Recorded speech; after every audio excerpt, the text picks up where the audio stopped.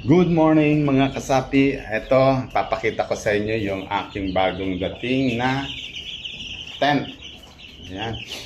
Ito talaga, intended, itong tent na to, intended yan sa mga tuta o sa papi. Pero nakita ko, kasi ito, binili ko to sa segunda manuhan, Japan surplus. Ito, ay nakita ko maganda. Ayan, nandyan ang mga sisiw. Ayan, in-order ko na. Ito, mas maganda to. Malaki siya, maluwag. Saka ang taas niya, sakto lang. Tapos may cover sa ibabaw. Ayan. May zipper. Ito yung zipper niya. Wow, ganda. Ganda siya, maganda. Tapos lang plano ko dyan, yung sahig, yung flooring, lalagyan nating rice hull.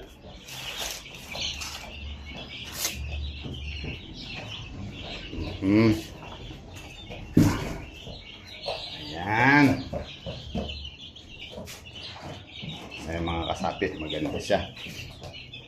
Siguro kasi dyan ang mga 50. Kaya ngayon ang ginawa ko ay umorder uli ako ng 10. Unang in-order ko 2 lang sa Shopee. Titignan ko kung okay. Ngayon okay. At saka makikita mo makapal ang tela, oh. Pambag, para siyang bag, hindi siya yung mga pang parachute. Yan, kapal. So naka-net pa siya. Hindi siya lalamukin. Kaya maganda. Etong mga to, sa karton ko muna ilalagay. Ayan. Ayan.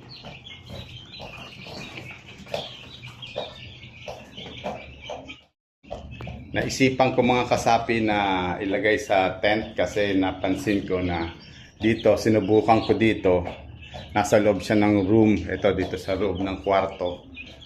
Bakante, wala namang gumagamit itong kwarto. Ayan yung mga karton, wala namang gumagamit itong room na to. So naisipan ko dito muna ilagay itong mga sisiw. So eksperimentohan ko dito. Halos lahat buhay, malalakas. Ayan mga kasapi, oh, lalakas niyan. Magto 2 weeks na sila. Ayan pa yung iba, sa kabila ay madilim. Ito yung mga sumunod. Hinati-hati ko muna sila. Ayan. Kasapi, umorder ako nagsubok ako, naghanap ako sa Shopee ng tent. Ito sakto lang to at yung height niya tatlong dangkal. Tapos may cover pa sa ibabaw na net. Tapos malawak siya, siguro mga 50 chicks pwede dyan. Pwede dyan lagay. Babalutan ko, aanohan ko na lang siya ng rice hull sa sahig para mas malakas sila, mas mainit. So mas maganda talaga pagka hindi gaanong nahanginan ang mga sisiw. So dadalhin ko yan sa farm. Siguro mga 2 to 3 weeks o up to 1 month. Pagka kaya pa, dito muna sila. Saka ko siya dadalhin doon sa farm, doon sa barn. Saka ko sila pakakawalan doon. So kasi meron akong mga sisiw sa farm. May mga namamatay, hindi kinakaya ang lamig.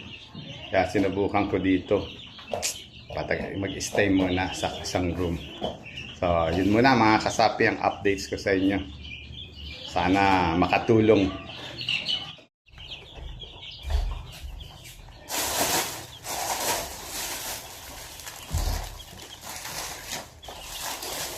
Andito yung mga isa pa na i-assemble natin. Napakadali lang itong i-assemble.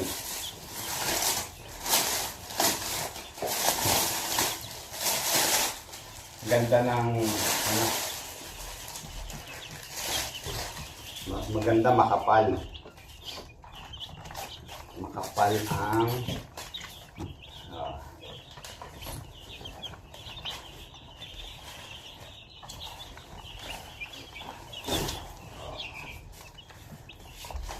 yes.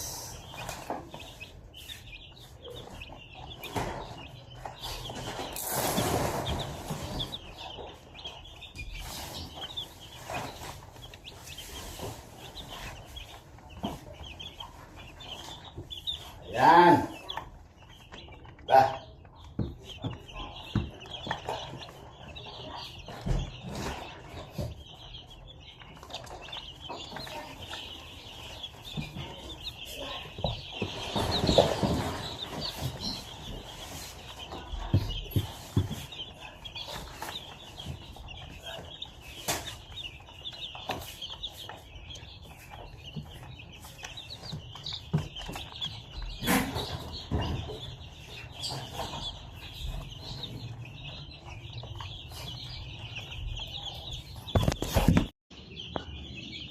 Ayan mga kasapi, oh.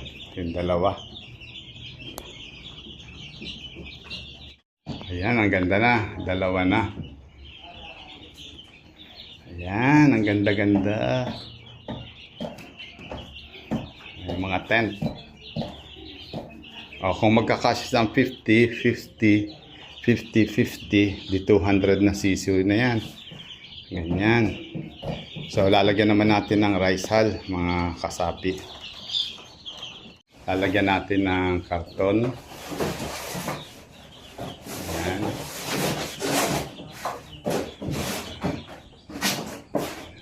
Yan si Ate Marbs.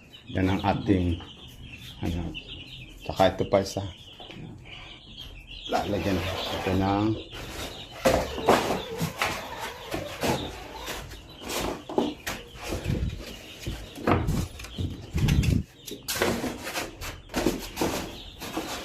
hindi yan, hindi yan. Ito. Maliit yan. Ang malaki.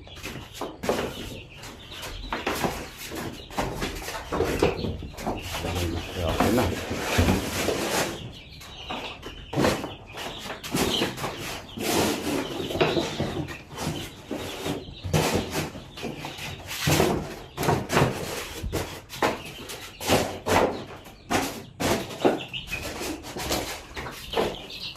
Tapos sa Mars, lagyan mo ng ano, yun o yung sako na yun, yung ipa. Hatiin mo siya. Tigkalahati. So, ayan mo lang, ibuhos mo na dyan. Ayan, nalalagyan po natin ng rice. Sige na, sa kabila naman. Lahat mo na yan.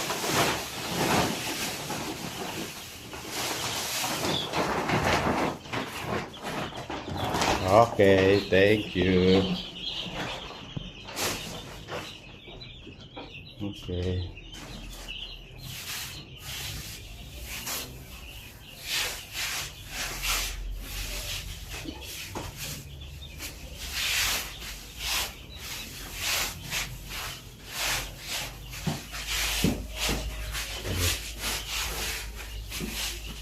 Yan, ganda na.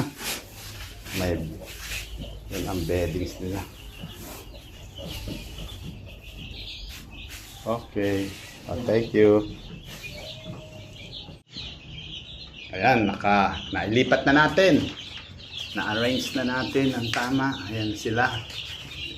Nilagyan ko sila ng plastic matting para yung mga pagkain at saka inumin nila ay hindi maanuhan ng rice hull. Ayan na, nandyan na sila. Nailipat na natin. Wow! Medyo marami sa kabila. Dito luod. Mas maluwag. Pabawasan ko dito sa kabila. At dadagdag.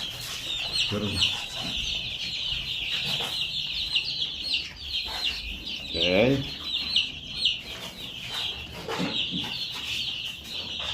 Ito pa yung ano.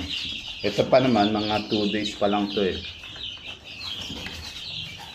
Kaya nasa carton muna sila.